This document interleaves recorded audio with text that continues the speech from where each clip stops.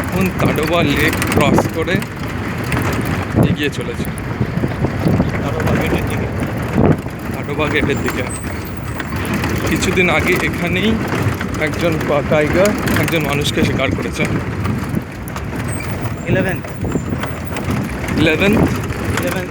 11th May 2017।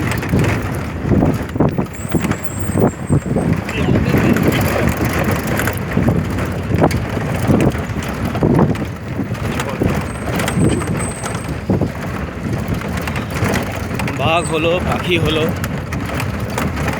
ছোট ম্যামলও হলো, হরিণ তো গাদা গাদা। পার্কিং ডিয়ারটা শুধু দেখা দিয়ে চলে গেল, ওর লুকটাই বা বাদ দিয়ে কী করে। মোটের উপর বেশ ভালো।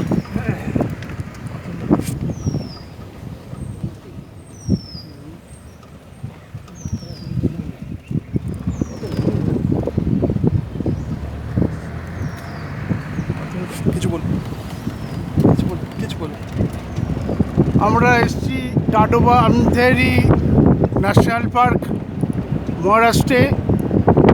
আমাদের সঙ্গে রয়েছেন শ্রী সৃজন রায়চৌধুরী, শ্রী সুমিত পাইন, আমাদের সঙ্গে ছোট মাস্টার অন্নয় রায়চৌধুরী এবং আমি অতনু ঘোষ। Thank you. এটা ফরেস্ট ডিপার্টমেন্টের বাংলো।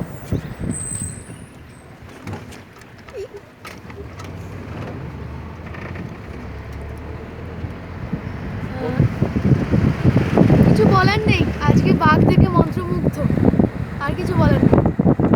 সামনে যে গাছটা দেখতে পাচ্ছেন এটাকে ঘোষ ট্রি বলা হয়। ঘোষ ট্রি মানে কিন্তু ভূত থাকে না। গাছগুলো দেখুন সাদা রঙের, রাত্রিবেলা এলে এই গাছগুলোকেই একমাত্র দেখতে পাওয়া যায়, তাই জন্যই এর পরিচিতি ঘোষ ট্রি বলে। আমরা এখন সামনের রাস্তা ধরে এগিয়ে চলেছি তাডোবা গেটের দিকে। কিছুক্ষণ পরই তাডোবা গেট উপস্থিত হবে। এই গেটটাই কিন্তু লাস্ট গেট নয়, এর পরেও আরও 10 কিলোমিটার সামনে যেতে হবে। সেই 10 কিলোমিটার পরই আমরা বেরিয়ে চলে যাব core area of the tiger Tadoba Andheri tiger reserve ফরেস্টের বাইরে। মনটা খুব খারাপ লাগছে, কারণ আজকেই আমাদের সফরটা শেষ হয়ে যাচ্ছে। আগামী পরশু এখানে আসা হয়েছিল, 4টে সাফারি নিয়েছি, অনেক কিছু দেখেছি। আমার ক্ষেত্রে প্রথমবার ওয়াইল্ড লাইফ, দুর্দান্ত অভিজ্ঞতা।